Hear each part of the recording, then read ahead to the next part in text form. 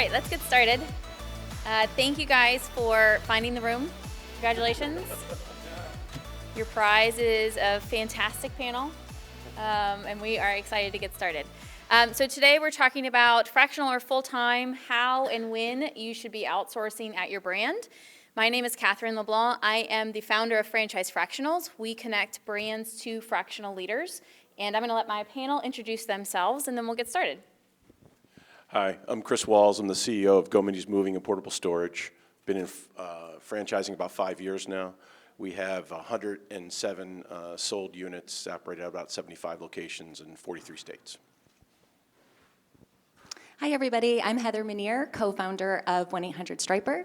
My husband and I started it 25 years ago. We've been franchising for about 4 years. We have 45 franchisees, and we do parking lot striping, sports courts, and indoor warehouses.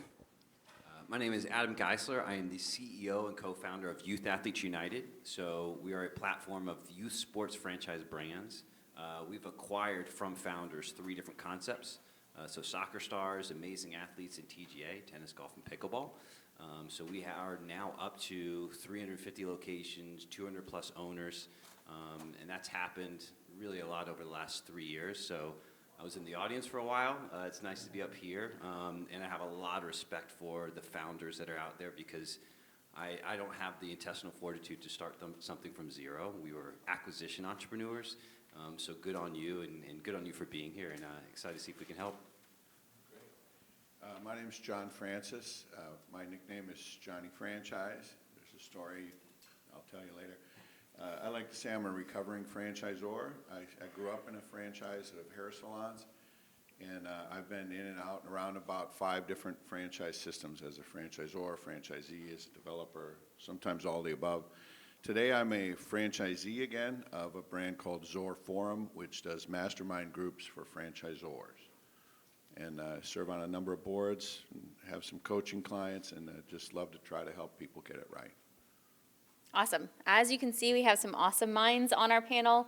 I'm excited to dig in, but just wanted to clarify a little bit first. So we're going to be talking about fractional and outsourcing.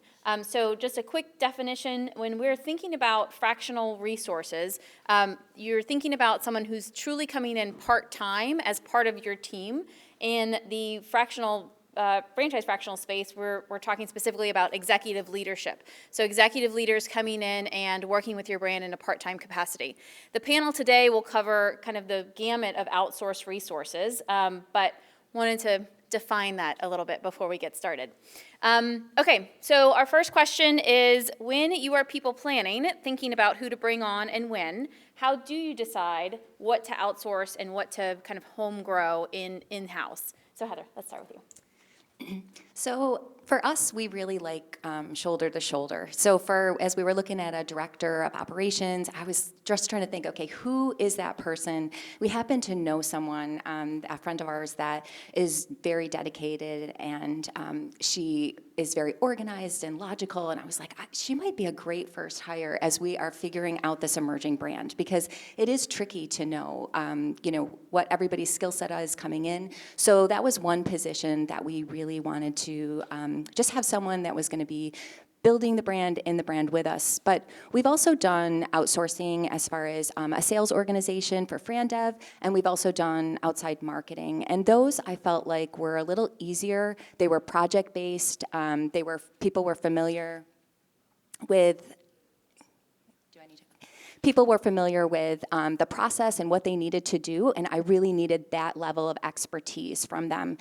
We were able to educate them on the brand, but then they were able to take their process and their knowledge of franchise space and move forward. So that was the decision of whether we went to in-house or fractional. And a quick follow-up question on that. When you hired your director of ops, did you think about the position first or the person first?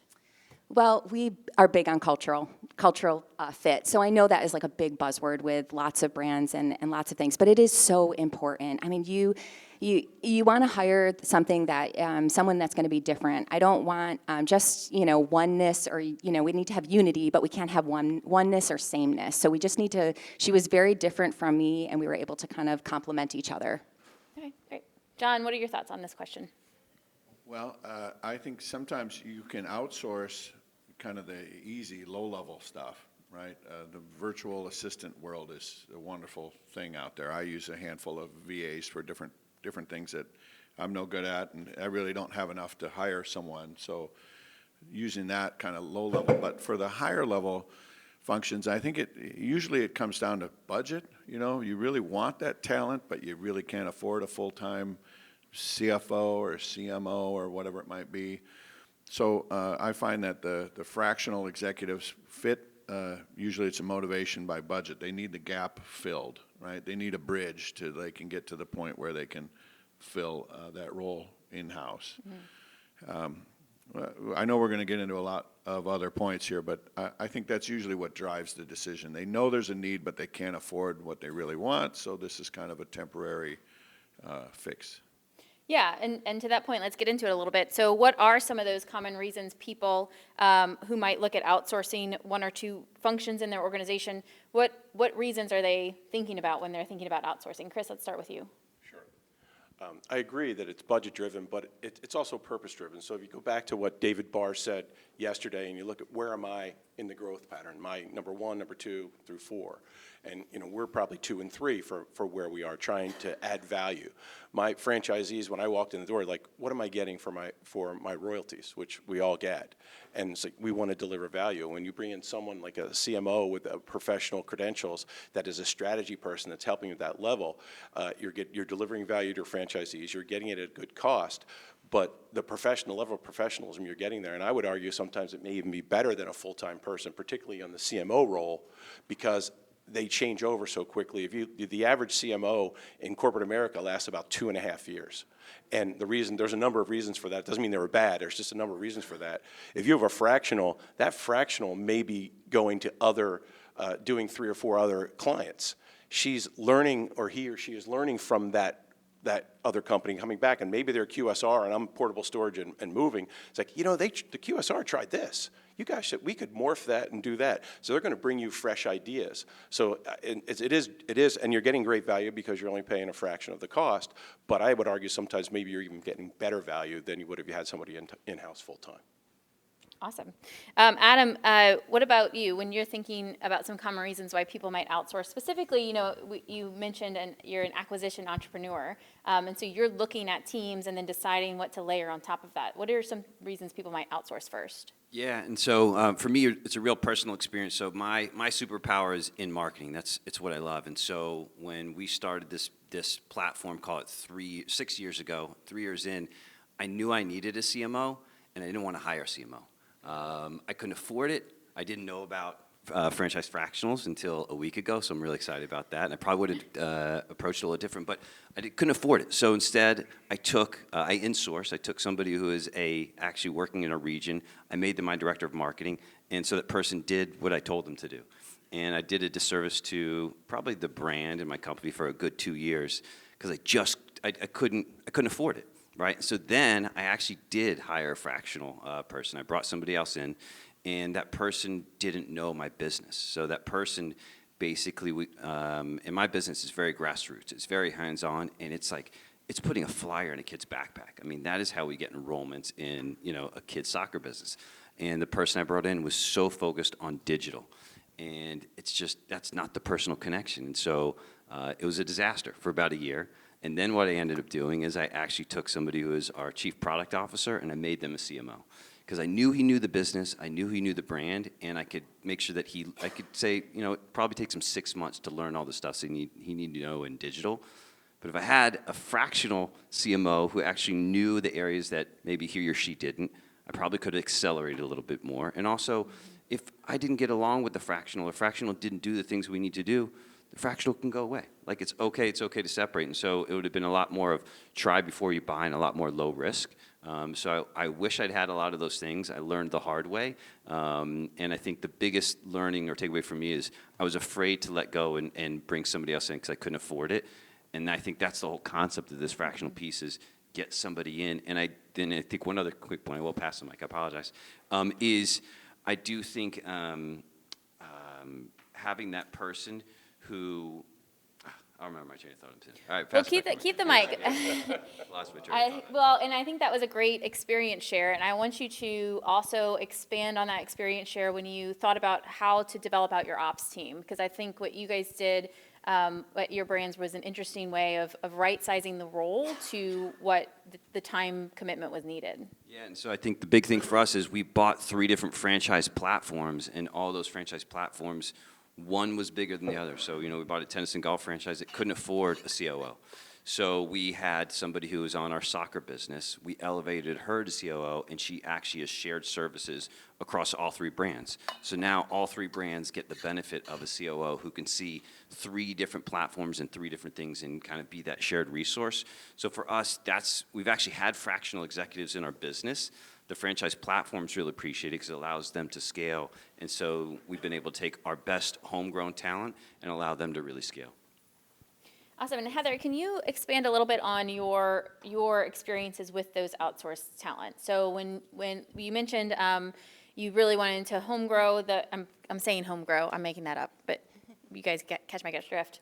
You wanted to home grow the director of ops, but you outsourced franchise development and marketing. And you're an emerging brand, right? And so in outsourcing, you talked about wanting to bring in those expertise, but also, what about the insight that you had around you don't need a full-time marketing person yet. You don't need a full-time Fran Dev person yet. And so how did you think about right-sizing those roles? Yeah, the other problem with the marketing and with the Fran Dev is I spent 2 years actually doing our Fran Dev, which I do recommend. I learned every single process. I learned the hardship. I learned talking to people. I learned personality. There were so many benefits to walking through that process. But once we brought in the Fran Dev group, then we were able to see, okay, they also had a very similar process, but professional people doing it. And so while I know striping, I don't necessarily have an expertise in franchise sales, and that's okay. That's good. I'm glad I learned the process, because once I started talking to Fran Dev, I was able to really understand. Yes, I want this. No, I don't want that. With the marketing group, it was a little different because we are not a huge marketing brand. So while we had some small experience in marketing, I really had to be able to go with someone that we could trust and walk through it with them to say, okay, I'm learning. So we learned know a lot about marketing now, warming up emails and email drip campaigns and all sorts of wonderful things out there, which is also amazing. But we did it a little differently. So just that in-person director of ops, that was helpful because she learned alongside. As we hit problems, how do we pivot? How do we turn? And that is one thing that as an emerging brand, you just have to have. You have to be able to turn that, oh, I thought this would work, but it doesn't. And so part of growing out our team is making sure that they can pivot with us. If somebody comes in and said, look, I really want to know what I do from 9 to 5 every single day, and I want to do the same thing over and over again, they're not going to fit with us. It's just, part of what it is. You've got to be able to pivot. Come back in 10 years. Yes. I just wanted, too, that one of the other big pieces is development. I have a VP of marketing that I'd love to make a CMO. So you bring in a fractional that can say, okay, she's looking at other marketing departments. Does this person have what it takes? What do we need to do? And can we have a development strategy for people that are working in the marketing department? It's like, is that a replace? Is that someone you can elevate? Or what do you need to do? Awesome. So John, I want to pick your brain a little bit. Adam talked about kind of some of the mistakes he made early on when thinking about how to outsource, what to build in-house. You work with a wide variety of clients and consult brands at different points in their journeys. And so I'd love for you to share some of your experience around what are some of the common challenges or common mistakes you've seen brands make when thinking about how do I outsource this? Do I grow it in-house? Yeah. Well, there's more than one right answer, right? Which is the challenge sometimes. What works here and there isn't always going to work for you. So you got to understand that. I think there's kind of a natural sequence to things in terms of focus for a franchisor. First, I think, is operations. You've got to make sure, well, after you have the franchise sold. So once you've got units open, making sure they operate consistently and delivering the quality service or product or whatever it is you're doing. Once they're able to execute and deliver value inside the 4 walls, I think that goes first. Then it's marketing, driving customers into those businesses, whether they're service or retail or product or restaurants or whatever. Then I think it's finance, making sure they're profitable and performing and efficient and effective, right, in terms of their economic return. Then from that level, it's all about scale. How do you go from growth to scale?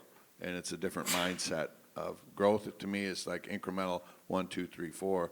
Scale is more multiplication, 5, 20, 50, 100. So it's different levels of focus and different levels of thinking, but putting them in the right sequence. What I see a lot of times is people put them in the wrong sequence. They jump forward to something but they skipped over a few more important, critical, fundamental steps, especially in the beginning. So it's fun to challenge those founders by asking them questions about why they made the decisions they made and what they've realized the results have been or not been, and then what could they reconsider and do it differently. And again, letting them realize that there's more than one right way to solve whatever it is they're dealing with.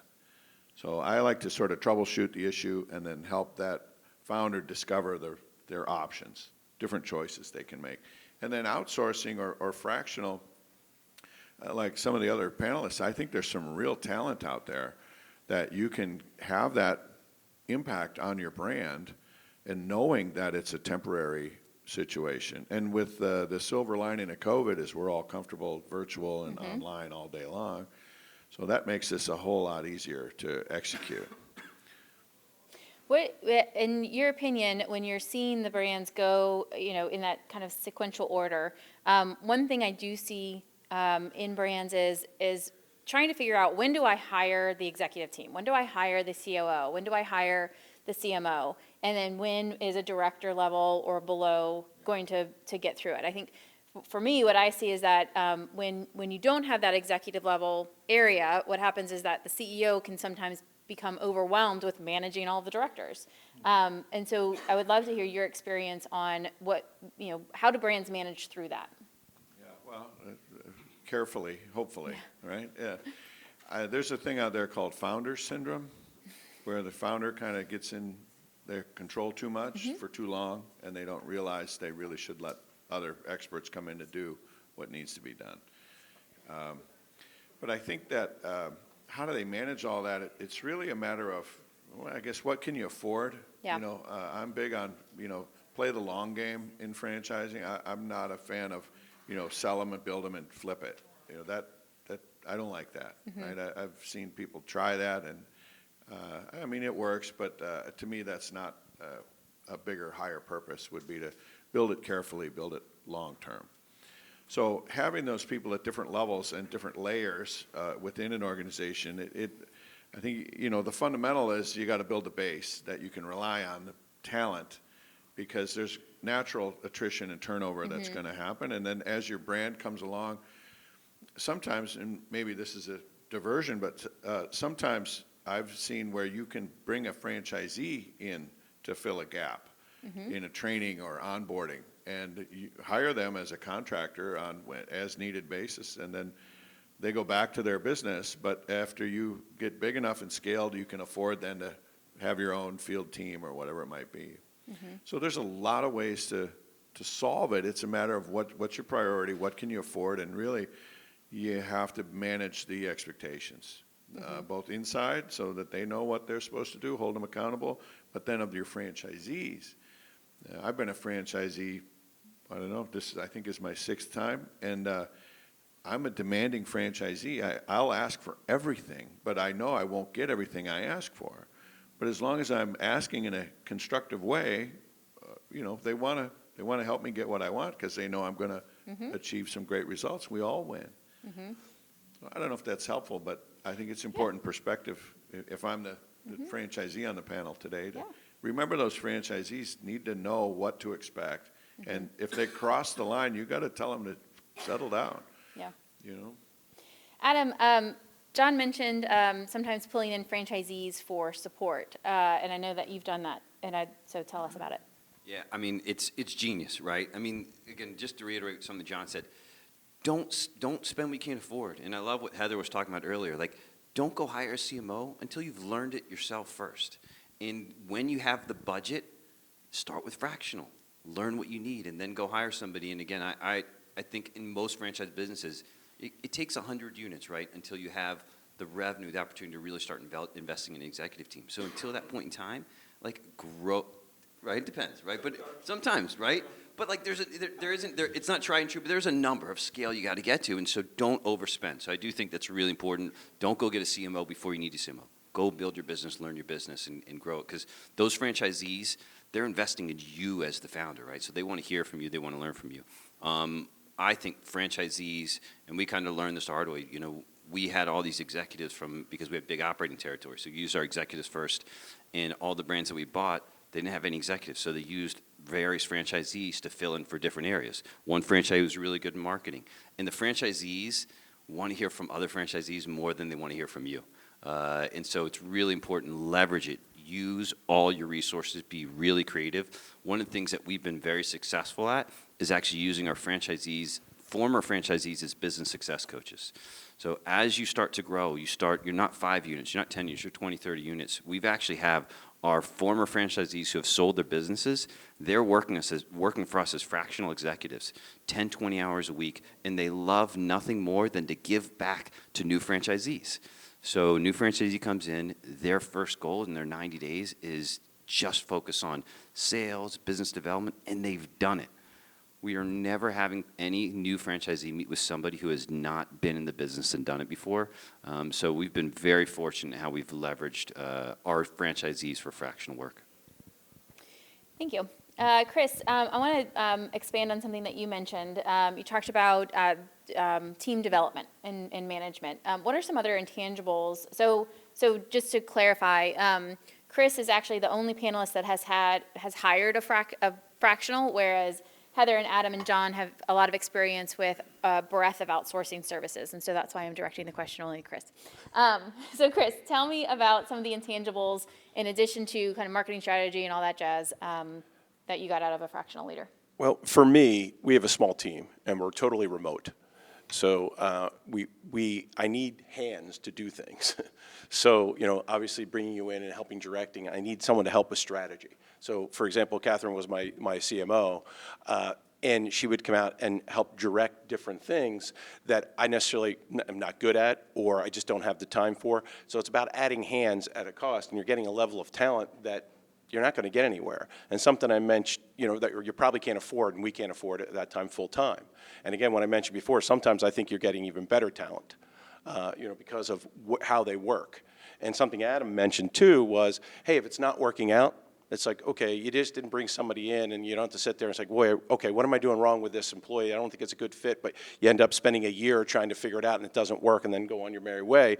With a fractional, it's a little bit more of, hey, you're coming in almost as a contract person, and you're saying, hey, thanks, I don't think this is going to work out, or something along those lines.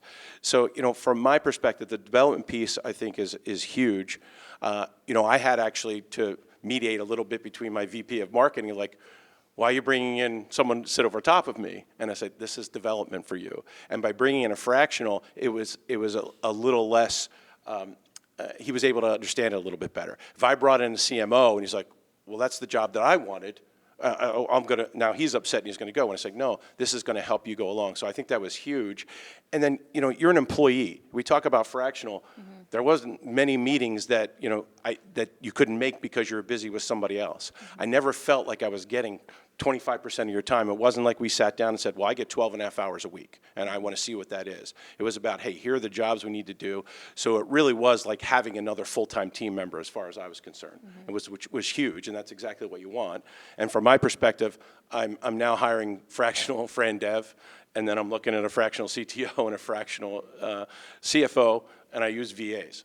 So all I'm trying to do is leverage as much as I can on the budget that I have, and most importantly, deliver value to the franchisees. Nothing makes me happy when someone says, wow, I love Catherine, or I love, you guys are doing a great job with your marketing. You're doing a great job with this. Doesn't happen all the time, but that's what you're striving for, right? And when I walked in the door, it was about delivering value to franchisees, because I got a lot of questions, what am I getting for that?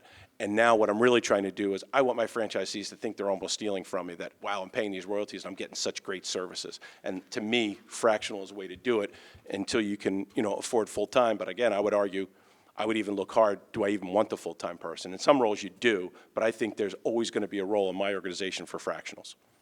And speak a little bit, because you've mentioned this a couple of times when we've reconnected, is around the view. You enjoy the fact that a fractional is going to be viewing a bunch of different brands and bringing. Did we already say that? I did mention okay, that. Sorry.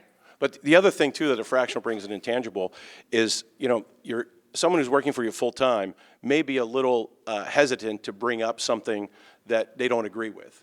And as a CEO, you want people to disagree with you. So tell me why I'm wrong. A fractional doesn't have that problem because that's what I'm brought in for. And like, you know what, I don't agree with that, and here's why.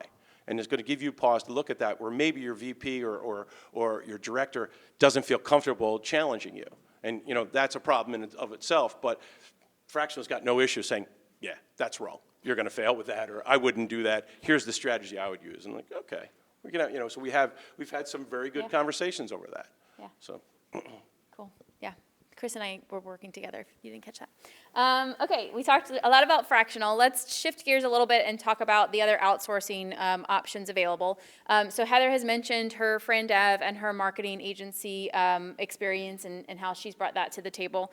John, you mentioned briefly the virtual assistant kind of outsourcing world. I know that if you missed it, there was a flyer on your table about offshore staffing and virtual assistant. It's kind of a hot thing to do to try and expand that support system. So would love your experience, share with us your experience on that and what you've seen work at other brands. Sure. This is working. It is.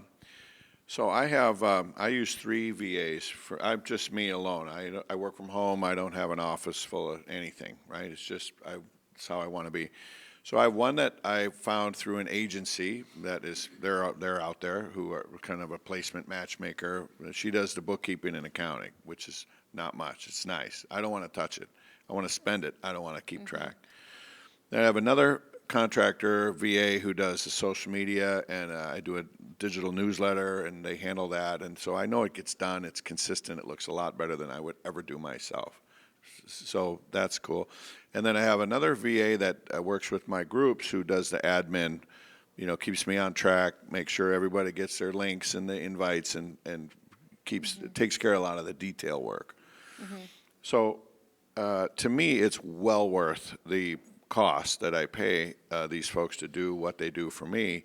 And the way I manage it is to set them on a limit. Like the one VA that's I pay $50 an hour, which maybe sounds like a lot, but it's not. But she's limited 5 hours a week. So, and if she needs to go over, she'll call me or email or whatever. But a lot of times she's well below that, because it just depends on what's going on. So to me, it's a way that I can focus on what I'm better at, my highest and best purpose, and what's more valuable, more interesting for me to be more valuable by outsourcing that stuff that is not my strength, or really not that valuable. And so you said you went through an agency to find those Yeah, placements? one of them I found through an agent. Well, and then I use a Upwork platform. Yep. That's been pretty reliable. I've used that several times. What I learned with the VAs is you've got to spend a lot of time up front. I was just going to ask that. A lot of training, a lot of onboarding, a lot of clarity, a lot of over communication. And I'm pretty straightforward kind of approach. I'm not afraid of telling them what works and what doesn't work, and I need you to be more responsive, or you're overdoing this, or, give them the direction and feedback. And if they don't work, let them go immediately, right? Like anything, slow to hire, quick to fire. And then there's a cultural component too. I mean, not so much with the accounting person. I think I've talked to her twice in 5 years, right? But that's kind of do it or not. There's not a lot of nuance there. But the others, I want to spend time and really, I want them to know more of what they're doing and how it impacts everything else that I'm doing. And So it kind of depends on the level. And when you found those other folks who are a little bit higher touch, what it sounds like is you went through an extensive interview process and then had time to dedicate to their onboarding. Yeah. Yeah, and in fact, at one point I hired 2 at the same time, knowing I was going to keep one or the other. Oh, interesting. And they knew it. I said, I'm hiring 2 of you, and I'm going to keep one of you. So it was a little competition. Yeah. It made a lot of fun, really. Can I ask a question? I'm Diane Davis with Wise Cuttings, and my question is for Chris and Johnny, is that we have VAs, and ours are offshore. Are you all hiring offshore labor, or are you hiring domestic labor? I prefer domestic labor, I guess. I've never tried the offshore thing. To me, it's, I'd rather have the cultural and the time, maybe the time zone thing, because, I don't know, my stuff is never urgent. It's not, I don't need that kind of quick turnaround. Offshore. I've used them in prior lives and had very good success, so very happy with it. Yeah, we're able to, because I was really concerned about that offshore, I hadn't done it, but we were able to, we require a certain level of English proficiency so that their accents are not off-putting. You know, most of our people are blue-collar franchisees. I'm from Oklahoma. We didn't want one of the boys going, "What are y'all doing?" And so that's worked well for us. I just was curious how that worked. We have not had any luck finding domestic fractionals, so that's why I was curious. And the agency that I use is amazing, and you hire it as a full-time employee. You know, it's not part-time, and they'll send you resumes. They have a stable of folks, and you come in and you get to choose, and you get to talk with them. You see the accent, you see that sort of thing. The VA we use is pretty much internally, doesn't have any interactions with our franchisees directly, but still you want it. But I'm amazed at the level of quality of work that I get. Now, ours are working, you know, it's, when we all sign on, it's 4 a.m. for them, and they just work all night, so. Yeah, okay, thank you. We've had a similar experience. So in our business, we always like to say our franchisees, we want them to have more green time and less screen time. So in our business, there's a lot of admin tasks. And so we've recently started offshoring. We did it for ourselves first. So a lot of admin tasks, and the quality of work has been unbelievable. And again, we haven't taken anybody offshore who's dealing directly with our customers on customer service yet. So it's been more behind the scenes admin tasks. And then when we find somebody's quality, we're actually handing them off to our franchisees. So we're actually first onboarding, then we're giving our franchisees the opportunity to start using these low-cost, high-resource offshore people for their admin tasks, so they can start to really scale. And if they're spending all their time dealing in spreadsheets and royalty reports, and they're not sitting in front of directors, like, our business is losing. So we're actually finding some real success and scale in that. And awesome, thank you guys. And Heather, can you go into a little bit more detail on how you selected the Fran Dev and marketing agencies? Oh, sorry. I'm just gonna, it warms my heart to hear, so if anybody has any questions, I'm happy to do a deep dive. So I own an offshore staffing company that we dedicate ourselves to the entire franchise industry. And so we have about 500 employees in the Philippines and dedicate around accelerating launches, supporting the pre-marketing and so forth. So if anyone wants to have any questions, I'm happy to answer it. We're actually looking at doing like a whole webinar and education series. We work with 75 different industries, and so all the stuff you guys are talking about, right? We hire them as full-time employees, we place them, we train them, they understand your entire launch playbook. So it's accelerating launch is a big thing too. It's like a big part we're focusing on. So happy to answer any questions if anyone wants around that topic. Thank you. Okay, Heather? Yeah. Oh, sorry, another question. Sorry, we're gonna stay on offshore for a second. Yeah, no problem. So I'm in the place now where we're starting to grow past 10 franchisees and going to work with brand one. And so I was thinking about the org chart and what should be kind of the first key fractional hires that you think. So do you think like the CMO feels semi-obvious that that's an important one? Is a COO on the fractional side been helpful for you, or you feel like that's a little too early and maybe waiting until like 40, 50 units before bringing something like that on? Actually, well, I What- haven't hired anyone fractional. Yeah. I don't wanna. I'm gonna answer because I have an opinion, and then I'll pass it over to my panelists. well, my opinion would be that's too early. You should be doing that. If you got 10 units, is that what you said? Do you have a bunch of corporate units too, or not so much? Okay, then you probably want to do that yourself and develop your own. Ops is where it starts. That's your foundation of your brand and everything else. So I I would- would focus on that. I would caveat that by saying, I do think that when you're thinking about your operations at that size, that you need some foundational things in place. And hiring someone, and it might be a fractional COO as a project, but hiring someone that has been around the block a little bit and understands the documentation that you need, the training manuals, the compliance checklists, how should your first visit go? What should your operations consultants be doing on their visits? I think that's insights you can get from someone who has a breadth of experience in the industry versus, trying to figure it out on your own. And so I think that, to John's point, you may not be hiring a fractional COO for a full year commitment, but outsourcing some of that knowledge or bringing some of that knowledge in to say, okay, where do I even start, I think could be a big benefit. The other thing I would add, it's more of a personal inventory. What am I good at? What am I not good at? What do I have or what I don't have time for? So I had a little bit of a marketing background, but I realized like, well, number one, was way above my ken, and I needed help, from that. And I just I hired a full-time VP of Ops that's doing my operations that wants to be my COO, and he certainly looks like he's going to be. So it really is what's your expertise or what's the organizational expertise? Where's the hole? What hole am I trying to fill? One follow-up question. Sure. What about on the franchise coach side? Have you ever done fractional on the franchise coach? Have you ever had franchisees other franchisees be a coach for a day or two? So given the way our system kind of grew up, we actually, a lot of training, we kind of assigned a mentor, another franchisee who was successful, and say, hey, go spend a week with him, go see how he does things. And we were developing our systems and our operational playbook and that sort of thing, and we pulled that down. But I've never used a fractional for that. And my VP of Ops right now really is also a business coach. So he'll go spend a week and say, hey, come on, let's go out, let's knock on doors, let's try and get some sales. What are you doing here? Why aren't you doing that? You should be ordering more containers. You're going to be in trouble, that sort of thing, and fulfills that role. I think that would be a little bit more difficult because the fractional, unless they had specific experience in whatever your business is. I think that's the most important thing. They really need to understand how it happens. Like Adam was saying, is like, hey, these guys have done it before, and they know exactly, hey, don't fall into that trap. Do this, try this, that sort of thing. Yeah, I guess my follow-on comment would be, if you're not sure how to do what it is you're trying to do, there's other ways of getting feedback or input from that than just hiring people. I mean, this is a giving community of sharing. There's a lot of networking, a lot of ideas, and you develop relationships and friendships, and you can talk to people about what they've done in their brand or what they're doing in their organization. Lots of places to get that kind of input. And Adam, do you want to just maybe do a quick refresher on the way that you used your FBCs as part-time work and franchisees? Yeah, and again, we're fortunate. Again, we've bought all these brands, and so we had franchise owners that had been in our system for, call it, 10 plus years.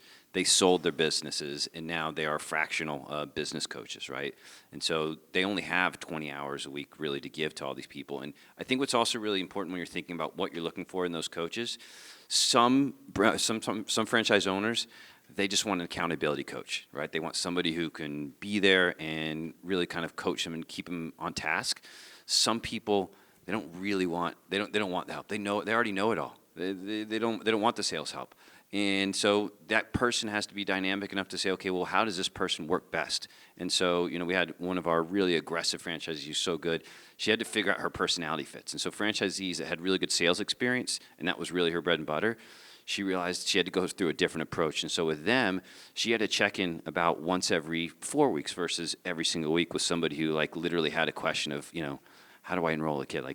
Very, very hands-on. And so to those particular people, she found that if she was a bit more soft in her approach and asked, challenged them a little bit more of well, how are you doing? What are you doing? And actually showing that she did have some knowledge that she could impart on them and just to help make their greater, she found a real success point. So on those executive franchise business coaches, whatever people want to call them these days, you want somebody who's dynamic enough because every person wants to be coached a little different.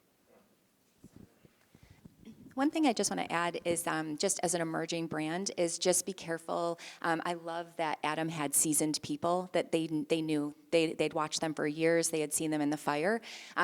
New franchisees that we've had come on, sometimes we just see a different side of them in different aspects of situations. And until you encounter those, just be careful too quickly who you align with, and just make sure that you guys test that out.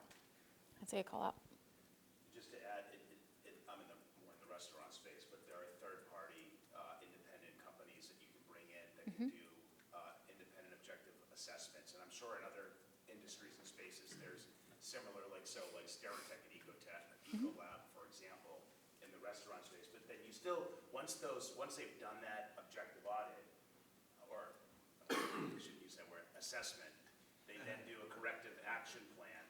You do need someone, and probably best in-house, to then work with that franchisee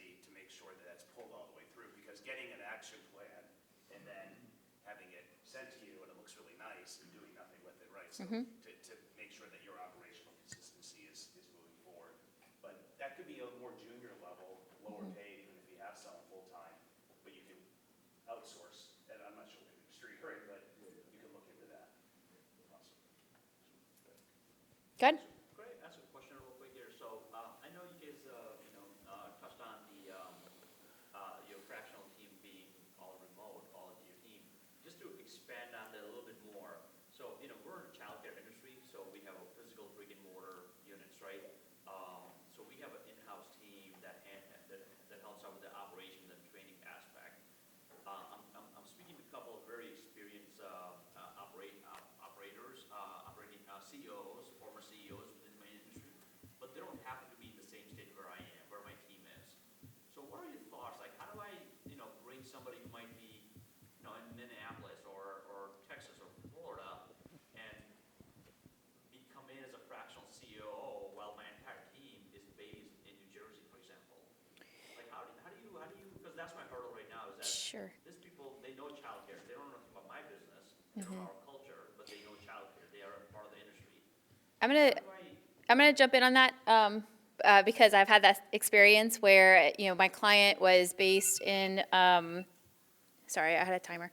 My client was based somewhere and had their whole team in-house, and I was remote. And so what we did there was I would fly in once a month. And so I would have that FaceTime with the team on a once-a-month basis. But I will say it was not a long-term solution. It was a short-term solution for them and what they needed in their brand. And upon exit, we had that conversation of, you need to hire someone full-time. Number one, there's enough work, you need to do it. And then number two, they need to be in-house because, the fact of the matter was I was able to be impactful with the ownership and I was able to be impactful with the individual contributors that I was working with. But beyond that, because it was a big team, I had less impact with the larger team, which was necessary. And so that was my experience. And if they're bringing a level of expertise that you can't find locally, it might be good to enter into a short-term agreement and get them and understand as part of your costs, you're going to have to fly them in on a monthly or however much you want, and make sure it's okay with them that you do that. Anybody else have experience to add on that? I agree with what you said, but also it's a challenge, right? Being remote is different. It's a challenge. I have a home office. I go down there, and it's how do you get that camaraderie? And so what we do is when we have our meetings, if we'll have in-person board meetings, I'll bring the whole team. I was like, you guys come in a day early, leave a day late, stick around, try and work together in person and try and do that. But it is a challenge, but it's kind of the new challenge that we have in this environment since COVID started, right? And you have to do that. So I look at it that way. I'm like, all right, how do you build that camaraderie? How do you build that team spirit when everybody's on calls? We have a lot of fun on our calls.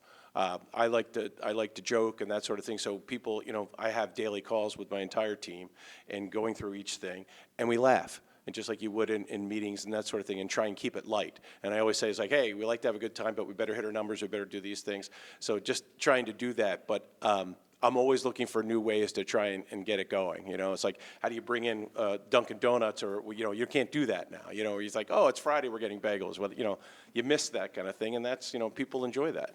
So it is a real challenge, but I think in your situation, I think I agree 100% with Catherine. So. Anybody want to add anything else to that? Okay.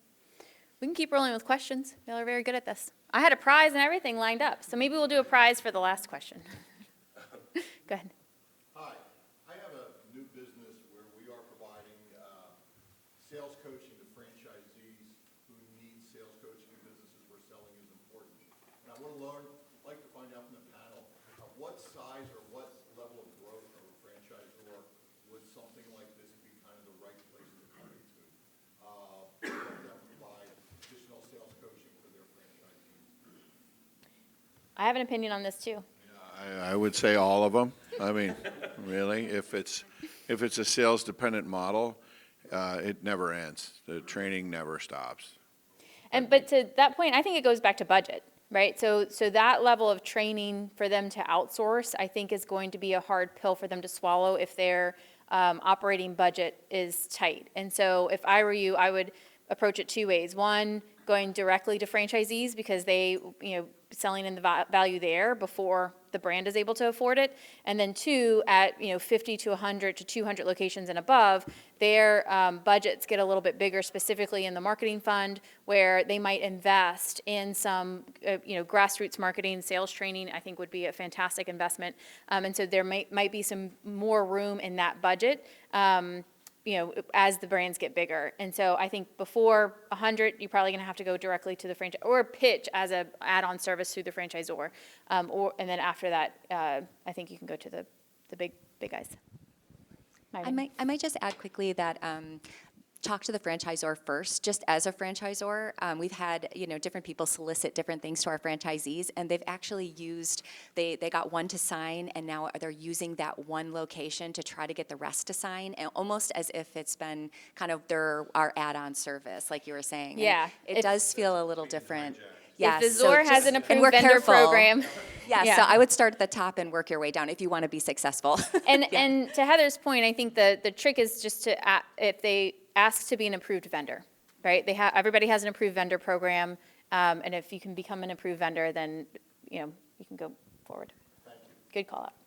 Maybe just one quick thing just to add to apologize is one thing that we've done actually in our FDDs is we actually have a business success fee. So we're pretty low cost franchisee for our fees. And so we actually added a fee where the franchisee themselves is paying about $5,500 for a business success coach. So that way it's not on our dime, it's not our NAF, and we're guaranteed that there's dollars allotted for a business success coach. And what it also does is because we have these fractional business success coaches, they all have to earn their money, right? They get reviewed by the franchisee. If the franchisee isn't a good fit, they give feedback. We say, okay, we're going to move you to somebody else. And so that's actually been a huge success for us. One, it's not on our P&L, right? The franchisees are all investing in it. We've got franchisees that are really excited about it, and we're kind of putting additional money into the pot because if they call it the first 100 kids with a new franchisee in the first 100 days, we're actually giving them a bonus, the business success coach. That's helped us as a smaller business or earlier business really grow and get that business success coaching for our Zs, which is really important. Adam, is that in your FDD? Yes. And that 5,500? Fully disclosed in our FDD, yeah. All right, and then they pay that up front? They pay it up front. When they sign the? And so we collect it and we tell them, listen, we don't make any profit off it. It's going right back out the door, but we've got it. It's already invested, so there's not like, oh, I don't want to spend it right now. Like, it's there to spend. It's an escrow. Is it an annual? They pay it at the beginning one time, that's it. One shop, then it gets them their coach for the lifetime of the franchise? Until they burn it off. And by the way, if they don't need sales and they need recruiting, then we'll put it towards recruiting. If they need some other services, we'll actually put it towards other services. They've got like 4 or 5 things they can use it for, but we really try to make sure they're using it for that business success coach to start, and they'll use 60-70% of it usually, if not all of it. We're going to take 2 more questions and then wrap up. These guys had their hands up first, I'm sorry. All right. This is a follow-up question for Adam. You answered part of it, but you said when someone sells a business, they become a success coach. Is that correct? That's where we've gotten our success coaches, people who have sold, transferred it on to somebody else, and they've exited. Those have all been our business. How do you compensate them? And is it for a 3-month period they become a success coach, or a 12-month period? How does that work? Yeah, so it was just a dovetail what I just said. So basically, the new franchisees are putting out $5,500 in our FTD, so that kitty's there. Then we're matching based off of location and personality to that person. So there's no guarantee. Luckily, we're bringing on, call it 5 to 10 new franchisees a month, so there's enough flow for them to go. And then if they're doing a really good job, there's times where we're saying, listen, we're actually going to pay you for some franchisees that need a boost, some that are in the system, so that way you've got some committed hours. And we know the job you can do with a new franchisee. If there's an existing franchisee that's willing to take your help, we'll invest in it. But it's allowing us to not overspend. But the new franchisee is actually paying for that business success coach. And before we take our last question, I'm going to award our prize, which is a book about Joe Francis, who is John's dad, and his journey in building a very successful hair salon empire. So congratulations.